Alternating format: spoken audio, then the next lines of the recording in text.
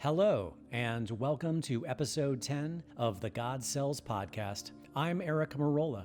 Today is April 21, 2020, day 33 for California's stay-at-home order, where I am located. I have no guests today. I just want to share a few things with you in relationship to COVID-19 and fetal stem cell therapy.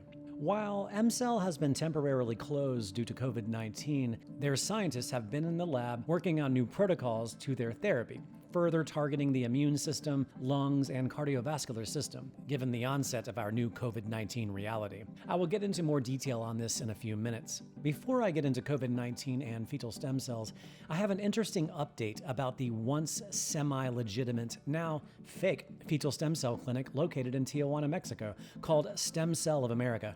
During my 3-year journey making the God Cells, I had followed Stem Cell of America for about 18 months first, before venturing off to emcell. Mainly because Stem Cell of America, their office was in Malibu, only a short drive from me, and their location where they administer the injections is right across the border in Tijuana, Mexico. For those who don't know, I had contacted many patients who had previously been treated by Stem Cell of America for various ailments, with the vast majority of them having good results, piquing my initial interest in this therapy. And I showed their stories in the God Cells. However, after I made more than a dozen trips to Mexico between 2014 and 2015, filming their new patients or returning patients, virtually none of them showed any positive responses. I also received their injections in 2015, and I didn't notice any difference in myself whatsoever. All along, the founder of Stem Cell of America told me that he had discovered fetal stem cells from emcell, but refused to elaborate or give any details. And each time I asked, the story changed. But it wasn't until emcell allowed me into their world in 2016 did I fully realize the story and understand why he was so elusive about this story. You see, back in the 1990s, Stem Cell of America's founder, William Rader, was one of America's most famous TV doctors, sort of the Dr. Oz of his time. He appeared on Merv Griffin back in the day, and later went on to host a bunch of weekly specials for ABC in New York and Los Angeles, often focus on weight loss and addiction.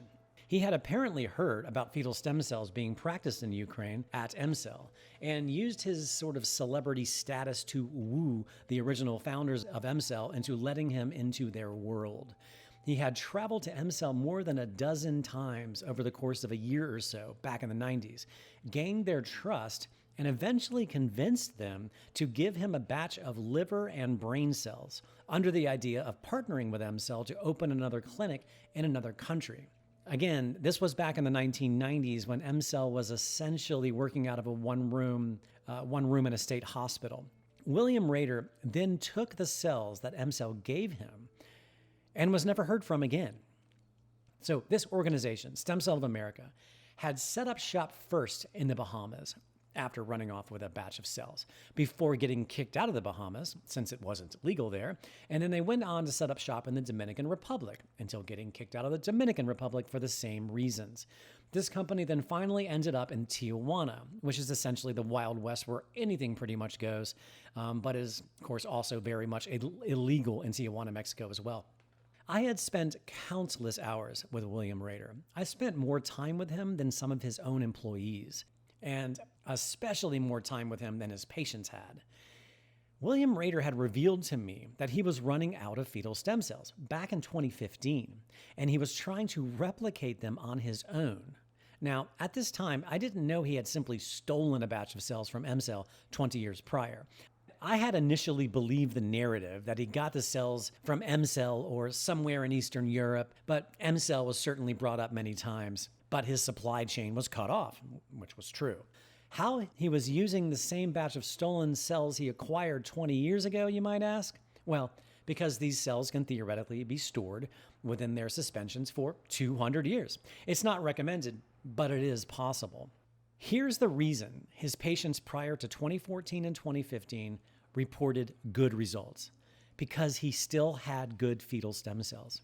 Once he started running out of cells, he was forced to use less and less until he tried to replicate them on his own.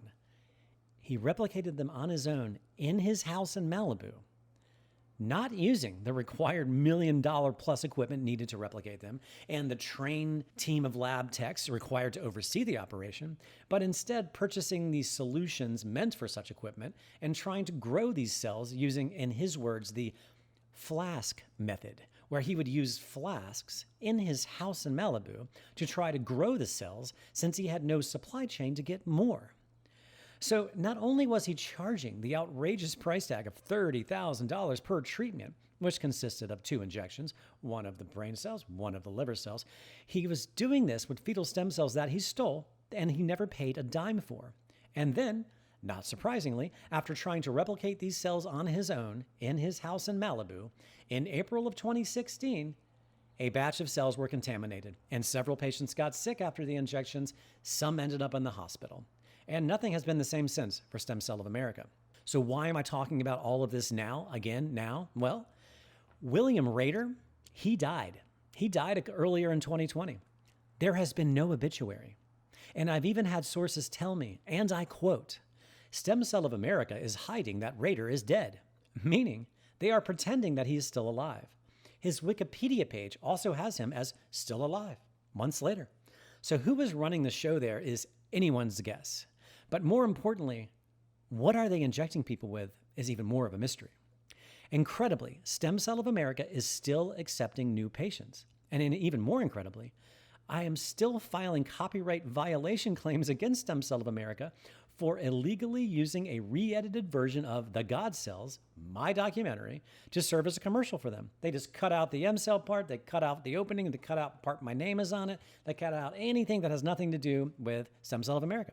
And they email it to people directly with a password-protected link because they can't obviously put it on YouTube or Vimeo or put it publicly because I will find it. But no, what happens is people email them and they go, hey, dude, this is your movie. I just got this email and the password-protected link, and yep, it still happens.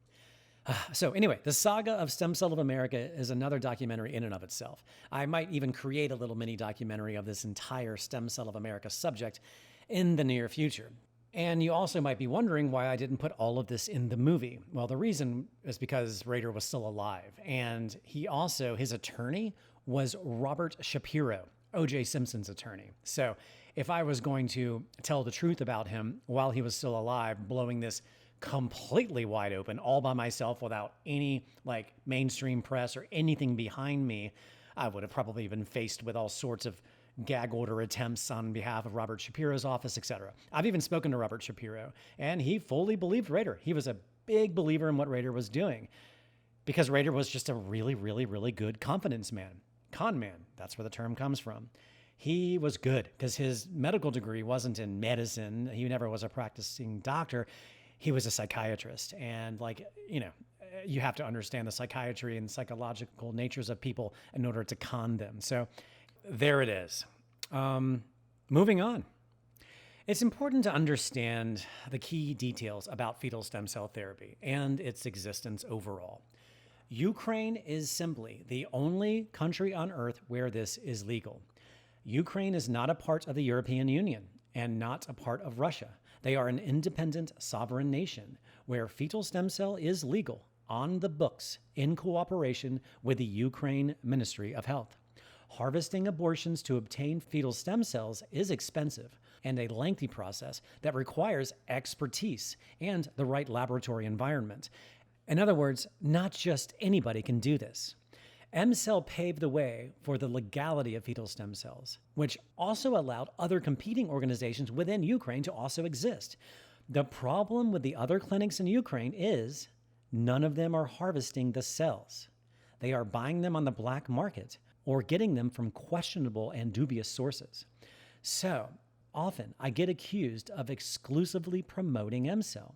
Call it what you wish, but when you have only one organization on planet Earth that is performing the harvesting, sorting, and testing of fetal stem cells and administering them in a clinical setting to people, and I personally am doing an ongoing investigation documenting fetal stem cell therapy, following patients, etc., well, there is no true competition, and therefore all of my attention on the subject is going to be paid to emcell. The moment a competing organization pops up that is doing what they are doing, You can rest assured that I will know about it and I will be there to cover it and continue to follow the world of fetal stem cells. And if they're not doing it above board, as in the case of Stem Cell of America, you can rest assured I will be there to figure that out too. Before I take a deep dive into fetal stem cell therapy and COVID-19, most of you know this, but I want to remind you again the origins of this therapy and the very first patient that was ever treated by emcell. Their first patient was a child who was living off of blood transfusions, waiting on a bone marrow transplant, suffering from aplastic anemia or bone marrow failure. He had bone marrow failure because his parents had mistakenly bought milk from a milk farm that had been radiated by Chernobyl. The two lead scientists who invented fetal stem cell therapy found this child, got permission from the parents to inject this child with 2 rounds of fetal liver cells injected into the bloodstream twice, once and then again 2 weeks later. This cured this child of bone marrow failure by injecting the fetal liver cells. Why fetal liver cells? At the time of gestation, 7 to 12 weeks, the liver cells are the foundational building blocks of the body's immune system or bone marrow, the body's bone marrow, the pre-mesenchymal cells and the mesenchymal cells. You will hear this term again later. I just want to point out the importance of the fetal liver cells being the foundation of the body's bone marrow, and with the proof being the very first patient they treated, curing a person of bone marrow failure. So just keep all that in mind. That's what gave them their start. When you hear more about the body's immune system, the mesenchymal cells, and everything I discuss in a minute. During our stay-at-home lockdown, I decided to ask emcell scientists and doctors about fetal stem cell therapy and COVID-19. And I was delighted to hear that they are working on new protocols to address this virus. Since they never actually treated a COVID-19 patient, they cannot say for sure how this therapy would protect the patient from its symptoms, but there is plenty of evidence that I can also speak for personally that show that this therapy boosts the immune system tremendously, where, say, if you contracted COVID-19, perhaps maybe within a year or less after receiving fetal stem cell therapy, it could greatly reduce the risk of the deadly effects of COVID-19. As we know, the people who die from COVID-19 are those who have compromised immune systems and or are simply much older in age, as older populations generally don't have as strong an immune system as younger populations. There are also increased reports about COVID-19 is also causing strokes and heart attacks at a much higher rate than pre-COVID-19 society. When receiving fetal stem cell therapy at emcell, you are given more than a dozen different human organ cells. One of the most potent for the immune system being the fetal liver cells, as I mentioned earlier. The fetal liver cells at the time of gestation and harvest, 7 to 12 weeks, are the precursors, the building blocks of the bone marrow of the human body, and thus the foundation of our entire immune system. Here's a quick anecdotal story about myself and this therapy. About 2 months after returning home from my annual fetal stem cell therapy at emcell in 2017, I was home for a couple of months, and then I started walking around for about 3 weeks with a mild sore throat. I was so busy at the time, as I always am, and I kept living with this sort of mild, annoying sore throat until I just spontaneously took a short walk in my neighborhood to an urgent care that's a few blocks from me to see if this was anything to worry about. I got my throat swabbed. They came back a little while later and said, "You have strep throat." So I was walking around with strep throat for 3 weeks without any fever, no swollen lymph nodes, or any of the usual symptoms, including a big, fat, painful sore throat. I was walking around with strep for 3 weeks and did not know it. I can only attribute this to the cells. The doctor was totally amazed and confused that I had been walking around living a normal, productive life with strep for 3 weeks. I did tell him about fetal stem cells, and he was actually fairly receptive, but that's a whole other story. On top of that, since I started having fetal stem cell therapy annually, I have also never caught so much as a cold, not counting a flu, since 2016. While everyone else is dealing with their seasonal colds and flus, I have not had to since 2016. So I want to dive deeper into the immune-boosting efficacy of fetal stem cells and how they could protect you against COVID-19 or any similar viral infection. Reading directly from a response from emcell's lead scientists and doctors regarding COVID-19, they said, "We haven't treated an actual COVID-19 patient, so we don't have certain proof fetal stem cells could protect the infected patient from the life-threatening symptoms of COVID-19. But we can say that we know it helps boost the immune system. We've recently developed a special component to additionally boost the immune system. The goal is a deep immune modulatory action on T cells and B cells by means of fetal stem cells.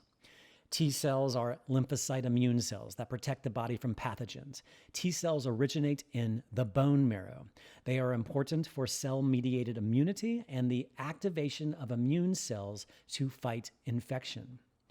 B cells are a type of white blood cell that function as a component of the immune system by secreting antibodies. Antibodies, of course, are proteins produced by plasma to neutralize bacteria and viruses, as well as the immune modulatory action of macrophages. A macrophage is a large white blood cell that is an important part of our immune system.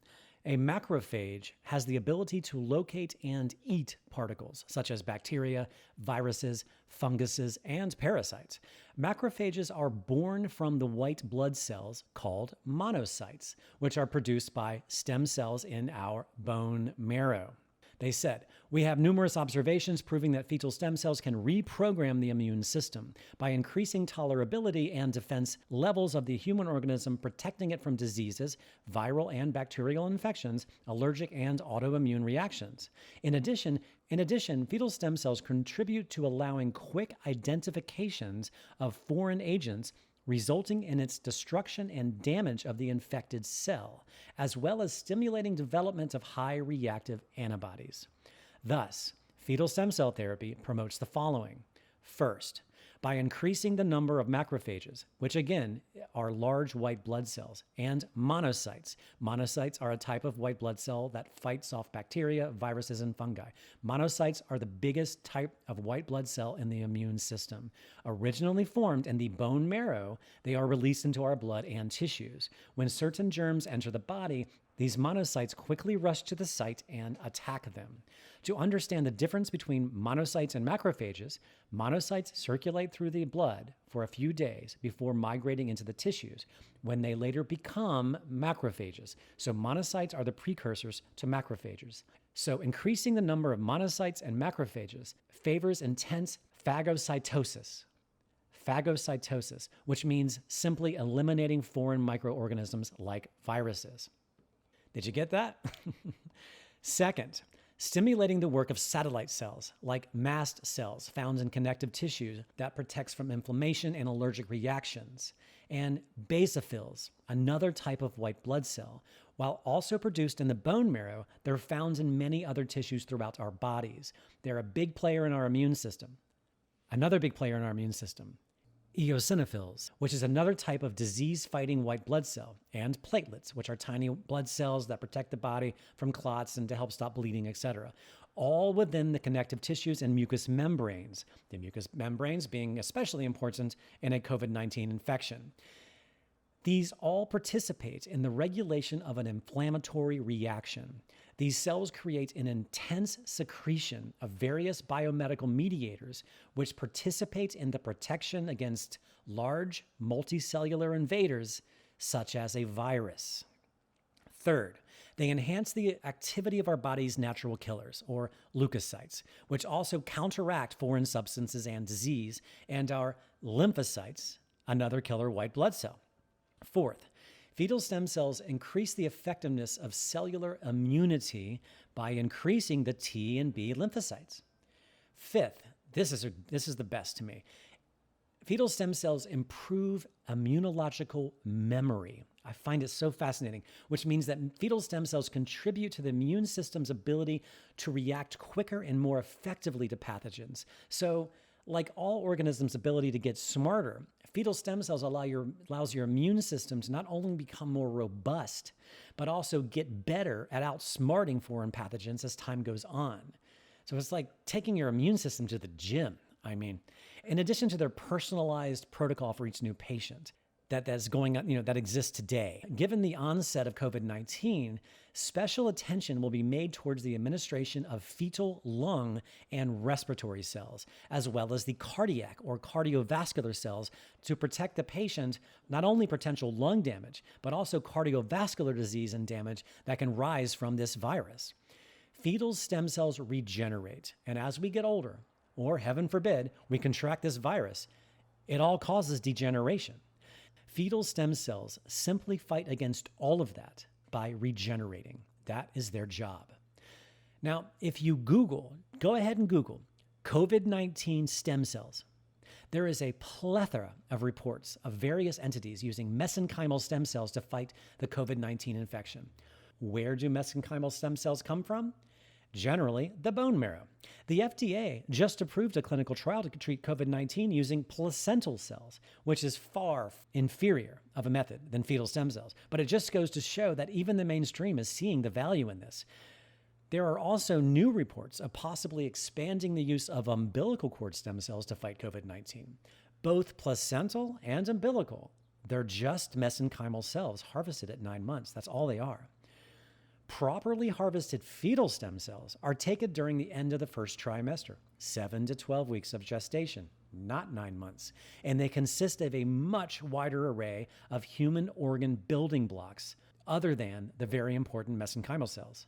With fetal, you are getting the most powerful forms of all of these cells being used today to treat COVID-19. And of course, the only reason it's not being used anywhere but Ukraine is the political pressure of its origins coming from voluntary abortions, nothing else.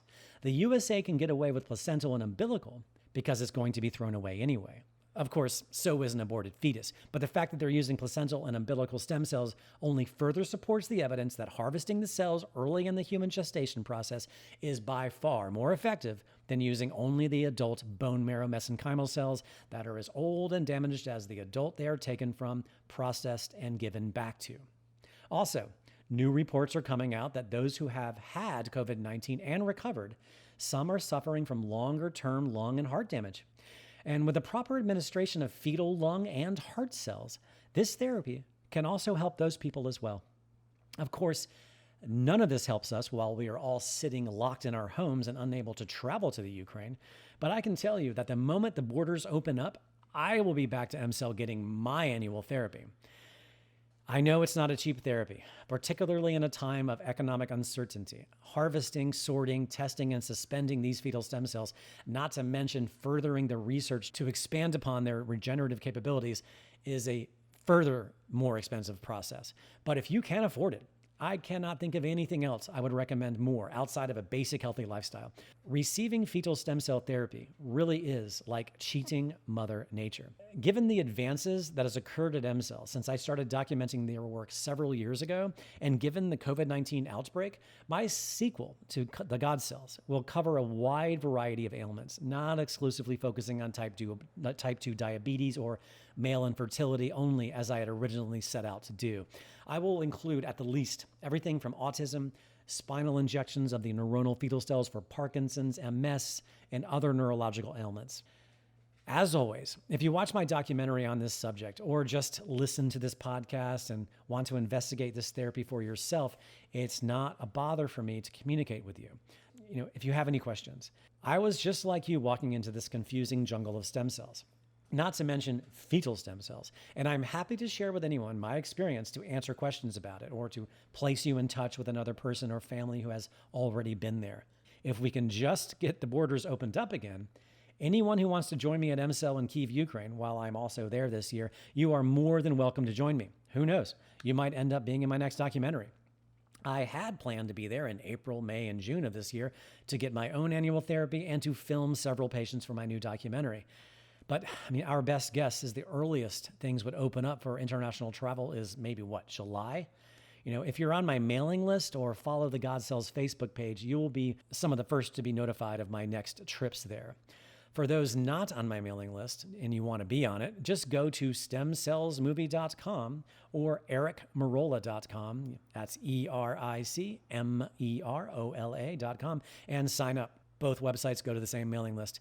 I send an email maybe once a month on average. Outside of my work following stem cells, I am finishing up my 5th documentary and my first non-medical documentary, which I had scheduled, ready, to present in front of the European Parliament before the COVID-19 virus hit. I cannot reveal any more details about this film right now, but I can tell you that it involves a huge, previously unearthed political and economic scandal involving multiple countries, including the United States. On top of that, there's another exciting development in my life encompassing all of my work of the past 10 years as a documentary filmmaker in the world of medicine.